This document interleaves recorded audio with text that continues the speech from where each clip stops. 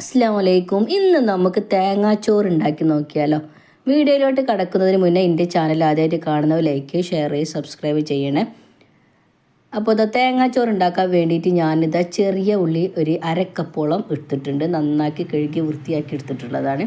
അതേപോലെ അരക്കപ്പ് തേങ്ങ, ഉലുവട്ട ഒരു 4 സ്പൂണോളം ഉലുവയും കൂടി നന്നായിട്ട് കഴുകി വൃത്തിയാക്കി എടുത്തിട്ടുള്ളതാണ്. ഇനി ഇത് അരി ഞാൻ എടുത്തിട്ടുള്ളത് മട്ട അരിയാണ് കേട്ടോ. മട്ട അരി കഴുകി വൃത്തിയാക്കി എടുത്തിട്ടുള്ളതാണ് ഇത് കേട്ടോ. ഇനി ഇതിലേക്ക് പാകത്തിന് ഉപ്പും കൂടി ചേർത്ത് കൈകൊണ്ട് നന്നായിട്ട് ഒന്നങ്ങോട്ട് മിക്സ് ചെയ്ത് കൊടുക്കുക കേട്ടോ. ആ ഉപ്പൊക്കെ എല്ലായിടത്ത് കാണുന്ന രീതി നന്നായിട്ട് മിക്സ് ചെയ്ത് കൊടുക്കുക. എന്നിട്ട് പാകത്തിന് വെള്ളം വെച്ചിട്ട് നമുക്കിത് വേവിക്കാൻ വെക്കുകയാണ് കേട്ടോ. അപ്പോൾ അത് എത്രയാണ് നമുക്ക് അരിയുള്ളതിനനുസരിച്ച് നമുക്ക് വെള്ളം കൂടി ചേർത്ത് കൊടുക്കാവുന്നതാണ്.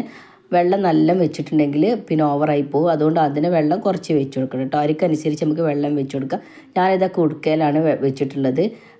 കുടുക്കയിൽ വെച്ചപ്പോൾ എനിക്കത് ഇളക്കാനൊന്നും പറ്റാതെ വന്നപ്പോൾ ഞാൻ ഒരു ചെമ്പട്ടിക്ക് മാറ്റി കൊടുത്തിട്ടോ. നല്ല ഇളക്കാനൊക്കെ സുഖമാണ് ചെമ്പട്ടി. അപ്പോൾ അതിലേക്ക് മാറ്റി കൊടുത്തിട്ടുള്ളതാണ്. ഇത് നല്ല തിളച്ച് വരട്ടോ. തിളച്ച് വെന്ത് കിട്ടണം നമുക്ക്. റേഷൻ അരി ആണെങ്കിൽ പെട്ടെന്ന് വെന്ത് കിട്ടും. പക്ഷേ ഇത് മട്ട അരി ആയതുകൊണ്ട് വേവാൻ പണിയാണ്. ഇതിൻ്റെ കൂടെ ഞാനിതാ ബീഫും കൂടി ഉണ്ടാക്കാൻ വെച്ചിട്ടുണ്ട് കേട്ടോ. അപ്പോൾ ഇതാ നമ്മുടെ തേങ്ങാച്ചോറ് ഇവിടെ വെന്ത് കിട്ടിയിട്ട് നല്ല തുറന്നപ്പോൾ നല്ലൊരു സ്മെല്ല് കേട്ടോ. ഉലുവൻ്റെ ആ തേങ്ങയും ചെറിയ ഉള്ളിലൊക്കെ നല്ലൊരു സ്മെല്ല് തന്നെ വരുന്നുണ്ട്.